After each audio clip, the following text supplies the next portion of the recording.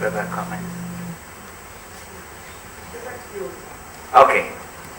Further questions? Yes, please. Hello, I'm a teacher and a teacher educator from India, and I'm just here for this session today. All that was shared by eminent educationists and policymakers out there is something that is so relevant in my context as well. And so all the concerns that you spoke about, I know this happens in India also. What struck me is from your 5 points, ma'am, the professional networking. Absolutely agreed that I'm seeing it, if it's happening in Latin America, it's happening in China, it's happening in India, so there is a need for professional networking. But my question is, how does a poor teacher get the time to be networking? The day-to-day nitty-gritties takes away all the energy. So as policymakers, are we doing something in the system itself, or are we hoping that at the end of the day, professional and personal life, the teacher then is going to log on to some Facebook and then meet up with the other teachers? That's my question. Okay. I suppose it's a comment. Thank you for this sharing.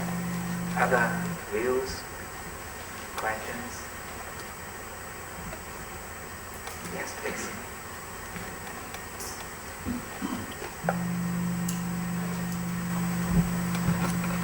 So I've been sitting here trying to put together the different statements that people made, especially the first speaker who talked about the digital divide and so on. And so I can see how people at this conference on CSCL can pretty much answer the 5 issues that Nancy raised. But the one thing I don't see our ability to answer is the political issue. How we can promote equity through education in societies like the United States, which is depressingly taking an anti-education practical approach of defunding public schools in large urban cities. And there's very little that researchers in education can do about that. It's even hard for us to do our experiments in poor schools. They just don't have the ability to take on these new learning environments and so on in an experimental way. They have so much pressure from other things and so little resources that they just can't handle it. And so that leaves us as researchers with very little to relate to those overwhelming problems. I wonder if anybody can tell me how to solve that problem. We did touch upon that. I'm not so sure we have solved the problem. But anyone would like to respond to this? Okay, David. David Easton from OECD. Yeah, well, this isn't not an OECD answer at all, but part of the answer is actually something which is very near to the heart of the business, of the educational business at OECD, and that's the kind of comparisons that we're seeing globally with the good things and the uncomfortable things that come with those comparisons through things like the PISA studies. And my sense is that one pressure to bring these issues to the fore is the focus on what is it that different systems are doing and the extent to which the policies are actually supporting contemporary learning environments or not. And to the extent that we're seeing, and I'm convinced more and more through the 21st century, that we'll see those systems adopting the kinds of threads that we've been talking about, the 5 issue areas. I think we'll see that it will promote 21st century competence. We'll see that it will lead to higher professionalism among the teaching force, and we'll see, I think, eventually, greater satisfaction among some of the key stakeholders, such as parents. And I think that will create, and can create, a strong political pressure. Now that might be, wishful thinking. It might be a very optimistic reading of what might happen. And we're not saying that with these 5 points, this is some magic agenda that's going to solve all the undoubted huge issues, including the equity issues and the inequalities and so on.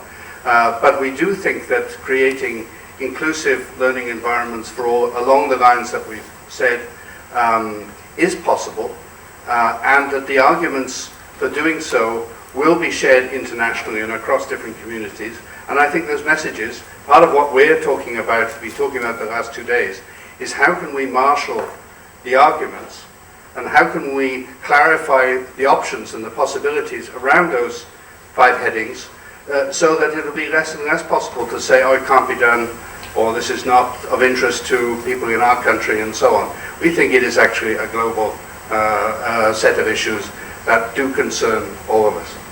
Yes, disparity is indeed a major issue in many parts of the world now. In many countries, when access to education is no longer a major issue, disparity becomes an issue. And just at lunch, I had a conversation with David.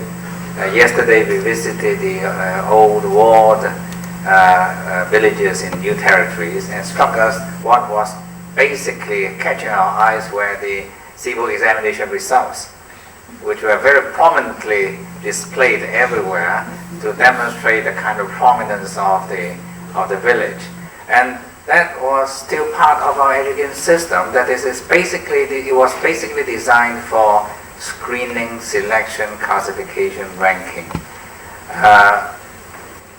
David was telling me that perhaps it is also true in some parts of the Western systems. If that is not the base fundamental paradigm is still there, then it's difficult to talk about equity or how to solve disparity in education, because the central understanding of education is not about learning.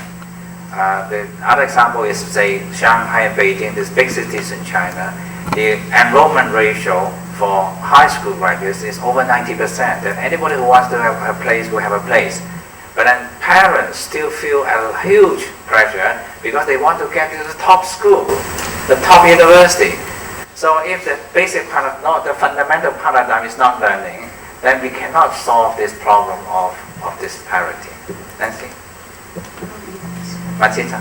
Thank you for the question. Let me use this opportunity also to quickly respond to the issue of where teacher preparation lies. I think one of the things that we revisited many times is how basically our teacher preparation is a classical example of do as I say and not as I do. So we need to rethink teacher preparation so that it focuses on the process of learning and how learning takes place rather than what is to be learned. And perhaps we need to lecture less in teacher training and do as we preach, not the other way around. And that for teachers of tomorrow to remember that what lasts longest in our memories is how we learned rather than what we learned. And this means a paradigm shift in the way we train teachers and maybe stop training teachers. Now, on the issue of inequity, I just want to say that in the situation in the US may be that of financial austerity, which is recent. Imagine other countries that are in perpetual financial austerity. And that's where most of us work. We work with countries where they have to do more with bare hands. And education still has to provide quality education. So in that environment, I would ask first of us, have we exercised all efficiency gains we can possibly get to in order to do more with less? And the second part is innovative ways of delivering, innovative ways of facilitating learning that are not necessarily dependent on physical resources and material resources. And then the exploitation of ICTs, much better to bring that richness of learning without necessarily needing additional resources. Because I think we will live with this austere circumstance for a bit of time to come. But yet, having said that, I would also say that we have to intensify policy dialogue. I tend to believe that policymakers listen if you present formidable evidence that you have done your part, but even after that, you still cannot, there are still some principles that cannot be compromised. And that principle to me would be targeting the poor and targeting those who are at high risk if we do not facilitate them to learn. But I do believe that a lot could be done if you could just close your eyes and not imagine yourself in an environment in the US, but perhaps something very difficult environment in some very, very poor country whose name I will not say, and think about how do they manage. And then perhaps we could be a little bit more resourceful. I want to very quickly react to Jerry Styles' question or comment. Actually, I don't agree that those of us who are in this conference have answers to all those questions. Probably he's trying to make it more provocative. Because, of course, I think this conference comprises primarily of researchers. And of course, we know a lot about learning, and there's a lot we don't know yet about learning. But even to make use of what we know about learning, to have impact on education itself, it takes more knowledge than researchers can provide.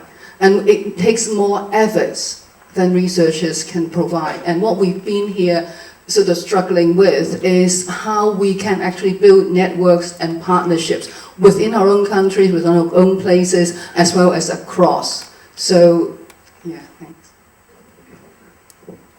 Further comments? Oh, yes. Okay. Just quickly, we did come to a consensus over the last 2 days that policymakers are not stupid. And yes, that they would listen to convincing evidence, and we, I believe, came to a consensus that there is an issue to translate research into practice, whether you call it translation or implementation, that we can do wonderful research, but if we don't put it into the language and make the argument and provide the evidence in such a manner that policymakers can take it, then why are we doing it, in a sense? So to the answer of the question, that yes, there are some politicians who will never listen in any case, but we can't reach them. But I think for the most part, the policymakers would listen to the right package or the right translated message. Yeah, we take it as a learning process, how we learn to translate what we find in research, in learning, into a policy-sensitive package so that it can be adopted in policies. That is a learning process. There's a hand over there. Hi, thanks very much for sharing the work of the last several days. It's quite fascinating. One thing that struck me as a major omission that I'd love your reflection on is that there hasn't been any discussion of how the private sector might contribute to any of the issues you're discussing, or public partnerships.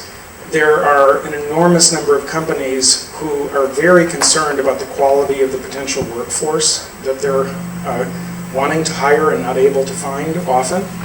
And increasingly, the state of technologies is such that many of those companies are very interested in bringing the technologies that they've been developing into the education sector. Goldman Sachs, among others, is now paying attention to global education and creating a whole host of new companies. The last 2 years has led to a real virtual explosion in the contributions of the private enterprise to these questions, and I just wonder why that hasn't been part of the dialogue.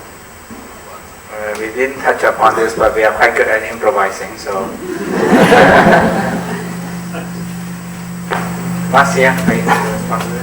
Well, actually, we did talk quite a bit about the kinds of workplace preparation that is being demanded by industry and how that is a driver for globalization of education. And we link that a lot in our discussions to the use of new technologies, because I think these are really the leverage point that we can take advantage of globally and use more effectively to customize from one location to another. We talked also a little bit about the potential narrowness of the 21st century skills as defined by different organizations, and the need for those skills to be defined very broadly in order for us to prepare not just people that can take the next job, or we talked a little about, some of the industry efforts to really train someone to do a particular task, which might then become obsolete in some short period of time, versus the opportunity to really help people develop the skill to sift through, select, and make sense of the complex messages that they are encountering every day in their lives. For example, we talked about, could the curriculum be rethought internationally to address issues such as smoking? I mean, since it turns out that there's a great deal of effort on the part of the tobacco companies to send out information, especially to poorer countries, that's trying to create doubt so that people aren't making informed decisions about their own health. So how could we rethink the curriculum and rethink teacher preparation so that we're more prepared to help students understand trade-offs and to help students make sense of complex and perhaps contradictory information, especially when their information sources are, questionable, but they don't necessarily understand that that's part of the situation.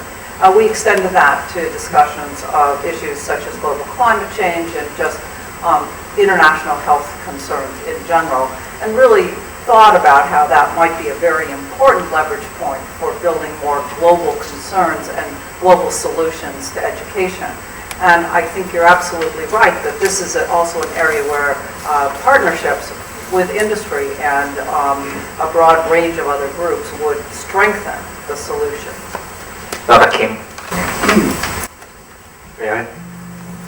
I am Huang Kim. I'm Director of UNESCO office in Bangkok, which is UNESCO's Asia Pacific Regional Bureau for Education. We say we cover 46 member states in the region, including Central Asia, West Asia, Southeast Asia, Far East Asia, and Pacific. I happen to be a smoker. I happen to be a stupid person from police circle in my previous job, so I feel obliged to make some intervention at this point in time. Two issues regarding PPP. I think it's not that the money or financial resources within the framework of a PPP that the private enterprise can contribute to education and learning. I think there may be something else, maybe perhaps more, that the private sector can contribute to this debate about learning, putting learning in the foreground. What I mean by that, for example, here we have a colleague from OECD. OECD, every 2-3 years, they publish OECD PISA results. The result of 15-year-olds skill level used to be OECD member countries, but nowadays more than OECD countries. 50, 60, how many countries are participating? 65. So, for example, by now we seem to take it for granted that the kind of skills being tested by international assessment like PISA are the fundamental generic skills that are required in the society at large and the business sector, like mathematics, scientific literacy, and reading, etc. But perhaps the private sector may raise the issue, is this the kind of skills that we need in the first place? Are there any other dimensions of skills that we need, like interpersonal skills and some other perhaps non-cognitive dimension of skills, which are very difficult to observe and therefore measure and therefore to come up with some numeric indicators? So the question is, that putting the learning in the foreground means, to me, is to sharpen our question, which perhaps can be answered through further research or further policy articulation, I don't know. To me, I'm not representing this group, I'm speaking on my own behalf. I'm UNESCO Director in Asia Pacific. So my point is, from private sector, I think we anticipate more contribution beyond financial contribution to make a strong argument so that the learning and that quality learning can be truly in the foreground of education. The smaller class size. What if we have deployed the best teachers to this troubled area with a very good salary, but let them teach bigger class size with some technologies. So it's a combination of, how can I say, inputs, whatever you call it. I mean, there has to be different ways of addressing the same. If we are concerned about the learning outcome of this marginalized population with the same amount of resources, perhaps we can arrive at the better results. This is something that we should raise as questions that need to be answered through research and through policy intervention. What I know from the reason, in case of China, I understand that the central authorities are very keen about this education divide between rural and urban area. One way, to my knowledge, of addressing this is to send their best teachers or good or better teachers to rural area and let them teach for certain years with a very good, strong incentives. So can this be backed up by sound research? So again, my point is, perhaps we don't have any answers.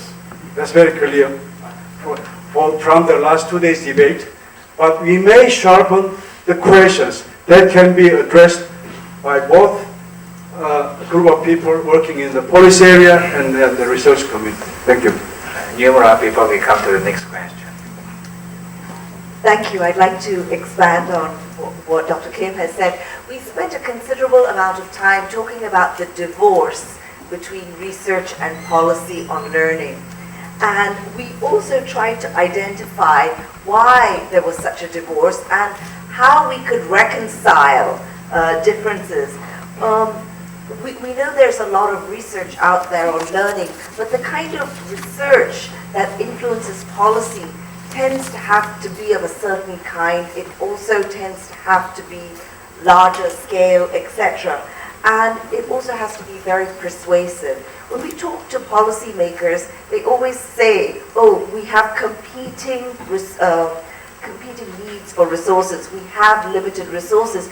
So we felt that it was very important to make the case that we cannot afford not to invest in a policy reform, or we cannot afford as a society not to invest in a change, be it for a particular area of education, an area of curriculum. So I think we were trying to we spent quite a lot of time discussing how we could bridge or reconcile the research findings and the policy imperatives. Could we have two questions? One of them. Yes, please.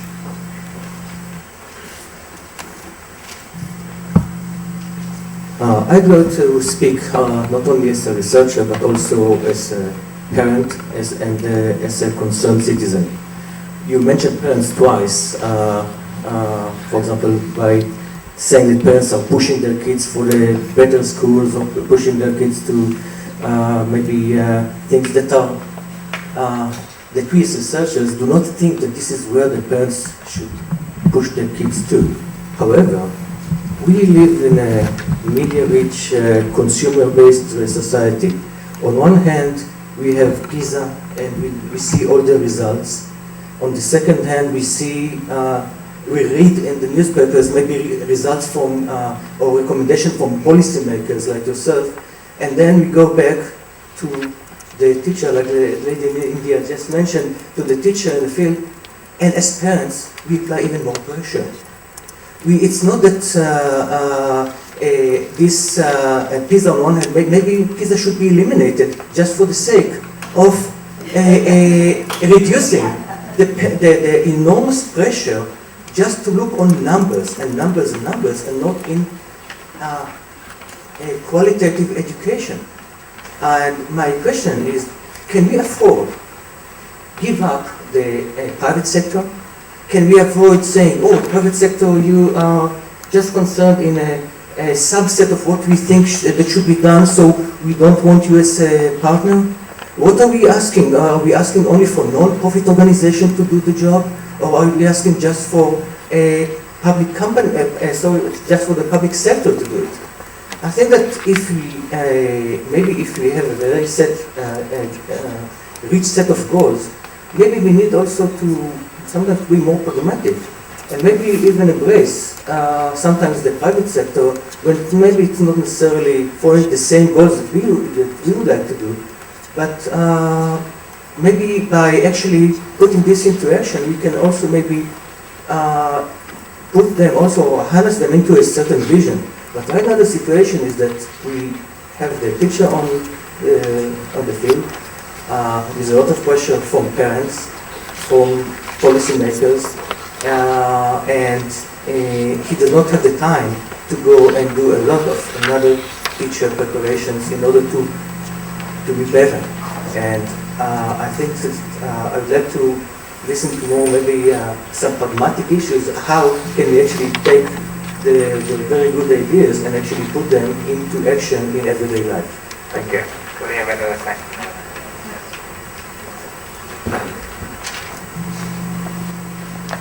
Hi, I'm a teacher educator and a researcher, and at times I talk with policymakers in my own country, Canada. And at times I talk with other colleagues in my department and with teachers who have different practices. My question is the following. Have you addressed at all the question of plurality of research approaches, plurality of policies, plurality of practices?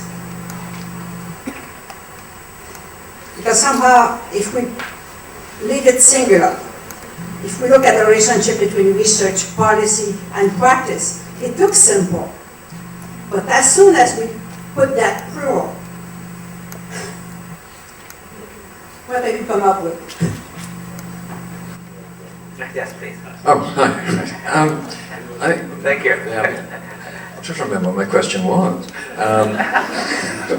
Now, I have a very simple question for the panel, really. But first of all, introduce myself. I'm a teacher in international school in Hong Kong, and because I work with teachers and help them in adopting technology into their practice, I guess I'm a teacher educator in the context of my school. Now, I find that when I'm working with teachers in this way, that actually they have no problem with your visions of 21st century learning. They have no issues with that at all. That's very rarely the case. Their problem is like one of the other members of the audience pointed out, is a question of time. Because this is a change. This is a big, big change issue, isn't it? And the trouble in education, and particularly in schools, is that this change comes along and they still have to do everything else as well. Because nobody will get up and say, let's stop doing something. Because you know we're like in education, we're very good at doing a bad job well.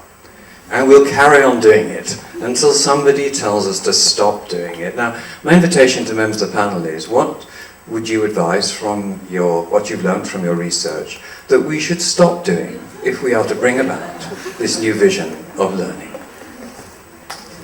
Okay, I'll allow the panel to, yes, Diana first. Yes, that's Okay, excuse me. difficult question, so I jump into the fray and say freely, we have differences nationally. In the United States, we have an approach to curriculum which involves adding more. Anytime we talk about increasing the quality of school, that means increasing the scope of what is covered. So it's been called a mile-wide and an inch-deep curriculum. And my understanding is that it's not this way in every country, so maybe... So yes, I would advocate remove some of the stuff we're covering, and maybe go down to 1/3. But that's going to be very provocative, but there it is. Cut it out 1/3 and go deeper. Well, I can't agree more with that. I mean, in California we have the situation that you describe, and the only limit on textbooks is actually their weight. The reason they came up with that is that health problems were resulting and children were developing repetitive stress injuries. So it was a decree that textbooks for each age grade could not exceed a certain weight because you couldn't carry them home. I mean, it's definitely troublesome to get people to focus in on a smaller number of expectations. But I mean, I think that's really the kind of thing that we should all get behind and push. I mean, one of the points of putting learning back into policy is that if you think about learning, then in order to add something, you have to say, well, how long does it take to learn it? And okay, well, if we've got all these things and we add them up, and we're not counting the weight, we're actually counting the time to learn and understand, then clearly it's important to make these trade-off decisions. And to get back to my focus on 21st century skills and understanding trade-offs, actually in our research we find that most people don't understand trade-offs, and evidently policymakers and especially people who are doing the curriculum can't understand it at all. So really it's very important to get these trade-offs into the curriculum so that we can move ahead on this agenda.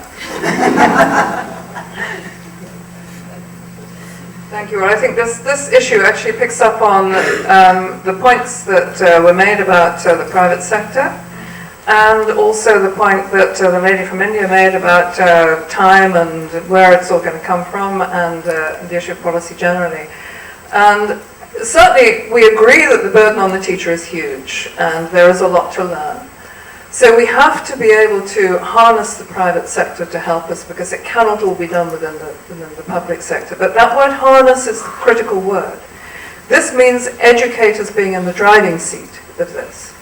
And one of the great problems with the private sector in the field of learning technologies is that the big companies, the Microsofts, Apple, Cisco, Intel, all of those companies who've got very good education programs and are very keen to help, are nonetheless not driven by education. What they want us to do is to use the technologies they make for business and leisure, which we're very keen to do because they're very good technologies, but they're not made for education. Education is not in the driving seat. Then there's the other kind of private sector, which is the people who make the software, educational software, rather like educational publishers. Now again, do you really want the private sector to be driving the new pedagogies of the 21st century, or do you want the teachers who are out there in the schools and in the universities and colleges every day with the students learning what works, that huge field force with that tremendous opportunity to find out what we can do and how we can best exploit these technologies? They are the people who should be in the driving seat. So, what that comes to is what you have to cut out then is those people repeating each other's work. And we have a tremendous amount of duplication and replication within the way that our current traditional education system works. People are developing the same kinds of materials and resources as each other. Now, if you have that community of people collaborating more effectively, supported by the way in which the IT industry creates the tools and the means of collaboration, creates the means by which we can share resources and build on each other's work, then you begin to get a different analysis of the business of education and how that business works. Now, I suspect we can't do it within the funds we've already, I suspect we can't bootstrap this. I suspect there does have to be more investment in education, but then our argument has to be, you invest a bit more and you'll get a lot more back. That's the kind of argument that we should be making, and we've got to make that collectively. And it's only the people, the kinds of people in this room, who are going to be in a position to make that argument. And it has to be made very clearly to the policymakers. They rightly ask for the evidence and for that analysis. And that's up to us to do it. Thank you. Yes, we have to... Very short statement in response to Therese's question about plurality. I think that is a very important question, and of course we need plurality because we have different contexts and we don't know whether what we think we can do can actually be achieved. But what is important, or what I think shouldn't be plural, is the principles. I mean, the 5 points that we came up with, I think those, I would say, to be not negotiable. So we have different ways of implementing those 5 sorts of principles, and then we exchange, and then we learn from each other on improving how to get there. One of our tasks we pose on ourselves is to collect success stories or cases which are moving towards improving learning. The teacher's workload, for example, I can quote the example of Shanghai, for example. Each teacher teaches only 12 periods a week. They prefer larger classes but fewer periods, and each teacher only teaches one program, say senior, middle to physics, and only senior, middle to physics for 2 or 3 classes. And I have more to say, but it's in OECD's book, the chapter I contributed, there are a lot of things that are relevant. If you put learning as the central theme, then teachers will become professionals about learning rather than educational workers. And it makes a lot of difference. Anyway, I have to let Ken, who's waiting there eagerly, to give his response. Ken, our Undersecretary of Education in Hong Kong. Thank you, Kami. Thank you, Nancy. First of all, let me congratulate you on putting together this wonderful group of international experts in learning sciences and policy making, and contribute to the discussion we have had in the past few days that informed those of us in policy making, frontline policy making, how education reform should work. I am, in fact, extremely fascinated by the dynamics within this group, and I'm also very inspired and encouraged by the commitment to make learning science the central theme of education reform. As I don't know whether the audience fully appreciates the significance of this group, because these are the leading experts in the science of learning. When we are really talking about a very systematic way of improving the effectiveness of how our children learn, and this is what this whole conference forum is about. Kindly asked me to wrap up, and I thought I would put the discussion today in the context of Hong Kong's education reform, and perhaps the audience would resonate some of the observations that I will shortly make.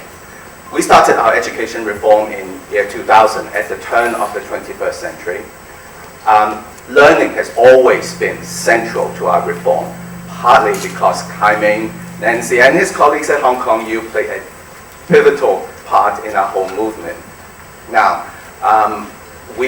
in some of our slogans, we have emphasized the idea of learning to learn and lifelong learning, and that's always dear to the whole reform movement. The other aspect of our education reform is that it is in fact a system-wide reform. Now, to the education professionals in Hong Kong, sometimes a system-wide reform may come across as wanting to change everything in a short period of time. But those of you who have read the McKinsey report on education recently would notice that the consultants have concluded that for education reform to work well, it has to be a system thing. And that is what we in Hong Kong have tried to do. In year 2000, we looked at our curriculum, we looked at the way we assess students, we look at the way that teachers are trained, how they earn their qualification, and how they would continue to earn their continuous professional development credit, as a way to look at holistically what we should be doing differently in this century to equip our children with 21st century skills. Now, education reform takes a long time. Even though we are 11 years into the reform, it would still be one more year before our first school exit examination will be held next year. In 2012, we will be holding our first newly designed secondary school diploma examination. And it would be the 2012 when our first cohort of secondary school graduates move into a 4-year undergraduate program. It won't be until 2016 where our first cohort of such 334 students graduate from university. So if you think about the length of time it takes for reform measures to filter through the system and for employers to appreciate the work we have done, it would easily be 20 years. And we are about halfway there. So for those of you from Hong Kong, be patient. I think, especially after these 2 days, I think we're on the right track. Now, let me give you some examples why I think we're on the right track. First of all, if I may be excused to mention PISA, we are world number 2. 2009, we score right behind Shanghai. If you add the 3 scores up, reading, science, and math, we're world number 2. Not bad. If you look at TIMSS, we score very high. If you look at IT literacy, recently we're among the top 5. So quantitatively, we're there. Now, qualitatively, what gives me confidence? Kai-Ming gave an example which I thought really illustrates well how learning science impacts education. Kai-Ming related to the experience of Professor S.K. Zhe of local, I believe Chinese University. No. Sorry, Hong Kong. Excuse me. Hong Kong University of Hong Kong. S.K. Zhe. About Chinese language teaching. Okay, very quickly. Professor Zhe's research shows that instead of teaching Chinese characters one at a time, it's more productive to encourage students to actually learn to read whole passages as early as possible. By encouraging students to read, they gain the motivation to learn some more, and you go into this virtuous circle. So it is a way of, through research of how to learn effectively, we inform the way teachers teach differently and improve learning outcome overall. Second example, it has to do with assessment.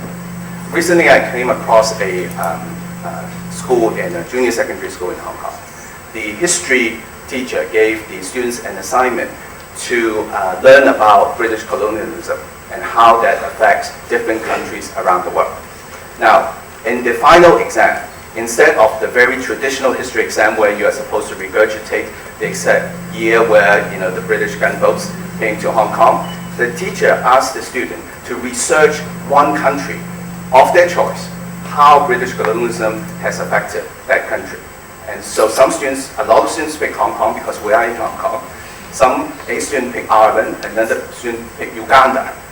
And the teacher marked the exam purely based on how, instead of the regurgitation of facts, how the students have researched the topic and how the students have presented these findings in a cohesive way. I think that's very good 21st century skill teaching. And I am encouraged that we are already seeing some of this coming through the system. Now, I know my time is up, so let me just say one more thing. The role of teachers is central to all of this. I completely agree with observations earlier. We have to encourage teachers to actually let go more. And in fact, it's very much, I completely agree that teachers should not be asked to do more things. Instead, they should be asked to do something different. And I think that is something that we parents can help encourage as well. Sometimes parents play the opposite role of asking teachers to do too much. And I think hopefully through we will encourage the community to also rally around this idea of learning as central to education. It is, after all, not the teaching part, it's how much our kids learn that matter at the end of the day. So with that, thank you, Kai-Ming, thank you, Nancy, for giving me the time. I wish you much success in the next few days, CSCL, and thank you very much.